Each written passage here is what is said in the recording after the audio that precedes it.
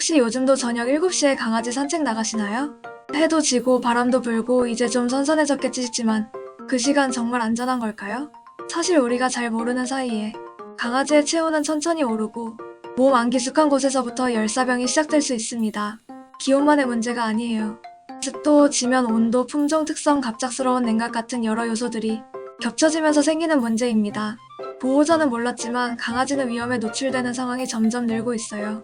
그런데 문제는 우리가 좋은 줄로만 알고 했던 행동들이 오히려 더 큰 위험을 만들고 있을 수도 있다는 점입니다.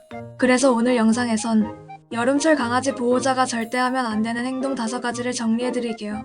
이 영상 하나만 봐도 이번 여름 우리 아이를 지키는 방법이 완전히 달라질 수 있습니다.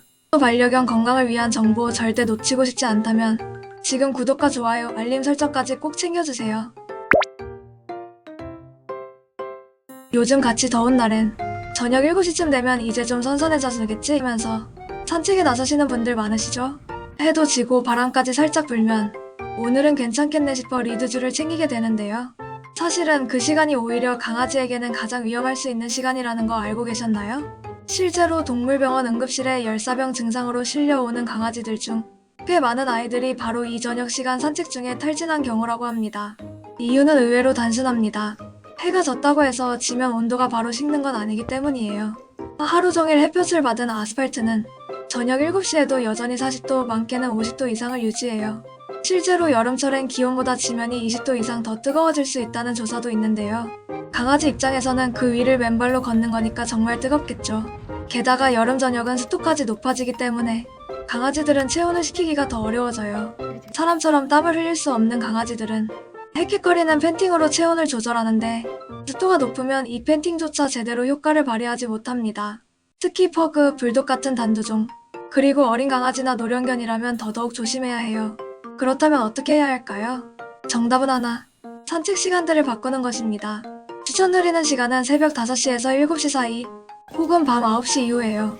외출 전엔 꼭 지면 온도 테스트를 해보세요. 손등을 바닥에 대고 7초 이상 참기 어렵다면 그건 강아지에게도 위험한 온도입니다. 또 가능한 잔디길, 흙길, 나무, 그늘이 많은 경로를 선택해주세요. 너무 더운 날엔 산책을 짧게 하거나 실내 놀이로 대체하는 것도 좋은 방법이에요. 그리고 산책 후에는 미지근한 물로 발을 닦아주면서 체온도 함께 식혀주는 것 꼭 잊지 마세요. 저녁이면 괜찮겠지라는 생각, 사실은 그게 가장 위험할 수 있다는 것 오늘 꼭 기억해 두셨으면 좋겠습니다.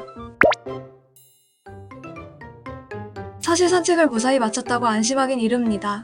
이 시간대에 특히 조심해야 할 문제가 하나 더 있죠. 바로 아스팔트 화상입니다. 겉으로 보기엔 멀쩡해 보여도 강아지의 발바닥은 우리가 맨발로 아스팔트를 걷는 것처럼 지면의 열을 그대로 흡수하는 구조예요. 생각보다 정말 쉽게 데일 수 있다는 뜻이죠.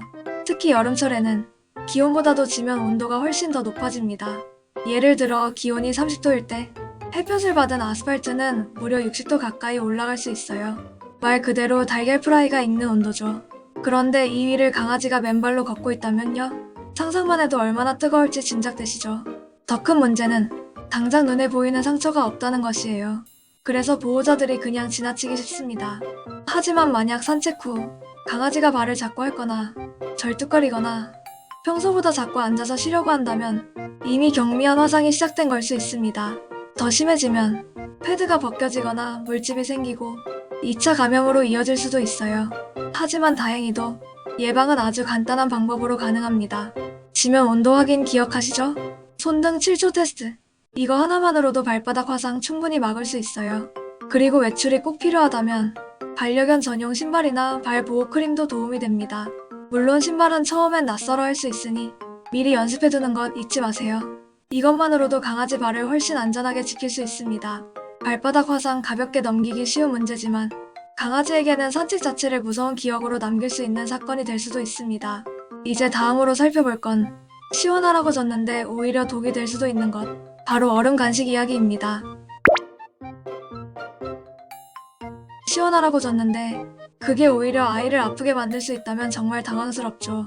여름철이면 많은 보호자분들이 얼음을 동동 띄운 물이나 냉동 간식, 아이스팩이 들어간 쿨링 장난감 등을 활용하시곤 해요.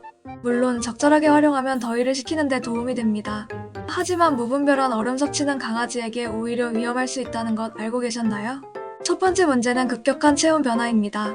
사람보다 체온이 높은 강아지는 찬 것을 급하게 먹을 경우 위장에 급격한 자극이 가해지면서 구토, 설사, 식욕 저하 같은 증상을 보일 수 있어요. 게다가 땀이 나지 않는 동물이다 보니 내부 장기에 열이 몰리는 상황에서 갑작스런 냉각은 오히려 체온 조절을 방해하게 됩니다. 두 번째 문제는 급성치통입니다. 패드나 잇몸 건강이 약한 강아지에게 단단한 얼음이나 냉동 간식은 여름철 가장 많이 발생하는 치아 균열 잇몸 손상의 원인이 될 수 있어요. 한번 깨진 치아는 다시 붙지 않기 때문에 작은 실수 하나가 평생 불편함을 줄 수도 있습니다. 그리고 마지막으로 더 시원하게 해주고 싶다는 마음에 강아지를 얼음물에 담그거나 냉풍기 바로 앞에 두는 경우도 있죠. 하지만 이런 냉각 방식은 피부 표면은 차가워도 내부 체온은 전혀 떨어지지 않거나 오히려 상승할 수 있습니다. 심하면 저체온처럼 보이는 이상 반응이 나타날 수도 있어요. 그렇다면 어떻게 해야 할까요?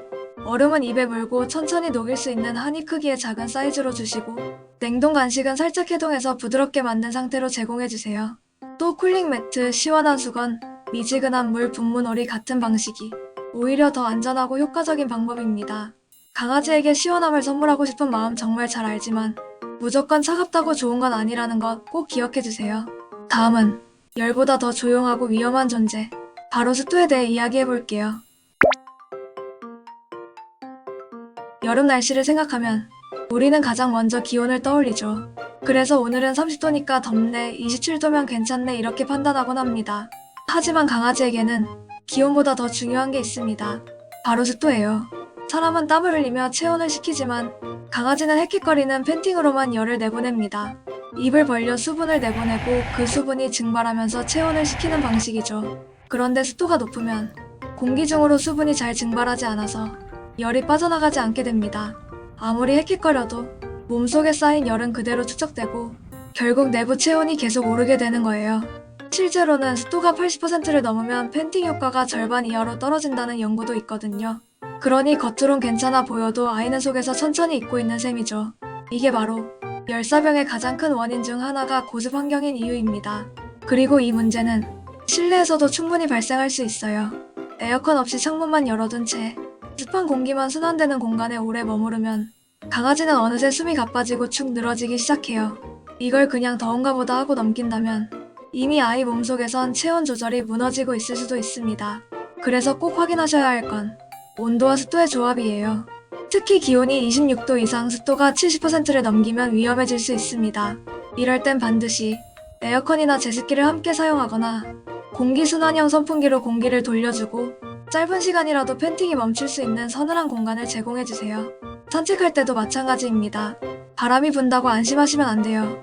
습도가 높으면 팬팅 자체가 거의 무력해져 버립니다. 이 점 꼭 기억해주세요. 강아지는 말 대신 행동으로 이상 신호를 보냅니다. 습기찬 공기 속에서 우리가 모르는 사이에 안에서부터 서서히 익어가고 있을지도 모릅니다.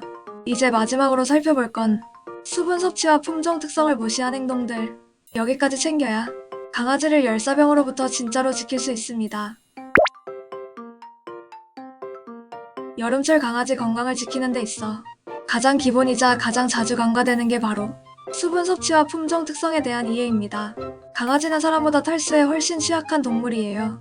그런데도 여전히 많은 보호자분들이 물그릇에 물이 있으니 괜찮겠지 하고 안심하시죠.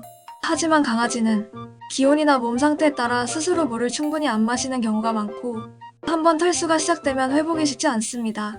특히 에어컨을 켠 실내에서는 공기가 건조해져서 더 많은 수분을 뺏어가는데 강아지가 갈증을 제대로 느끼지 못해 조용히 탈수 증상이 진행되곤 하죠. 그래서 평소보다 더 자주, 더 유도적으로 수분 섭취를 도와줘야 합니다. 예를 들어요.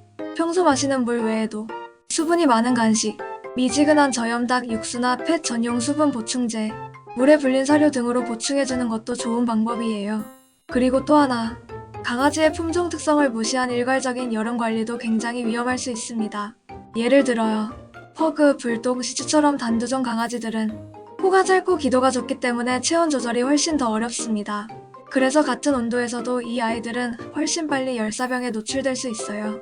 스피츠나 말티즈, 포메라니안처럼 털이 많고 속털이 풍성한 품종은 체열이 빠져나가는데 시간이 오래 걸리기 때문에 더위에 훨씬 쉽게 지칠 수 있습니다. 평소보다 더 세심한 주의가 필요하고요.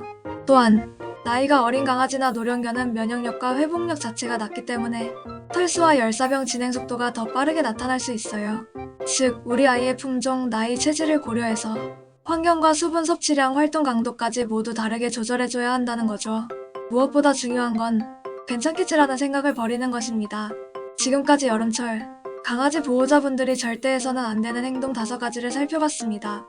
어쩌면 지금까지 우리가 좋은 줄로만 알았던 습관들 속에 작은 위험들이 숨어 있었을 수도 있다는 것. 오늘 영상이 그걸 다시 점검해보는 계기가 되었길 바랍니다. 하지만 하지 말아야 할 것을 아는 것만으로는 충분하지 않겠죠. 그래서 다음 영상에서는 열사병과 탈수를 예방하기 위해 반드시 실천해야 할 생활 속 습관 5가지를 정리해드릴 예정입니다. 이번 여름, 우리 아이를 지키기 위한 진짜 준비는 이제부터니까요. 다음 편도 꼭 확인해주세요. 구독과 좋아요는 큰 힘이 됩니다. 감사합니다.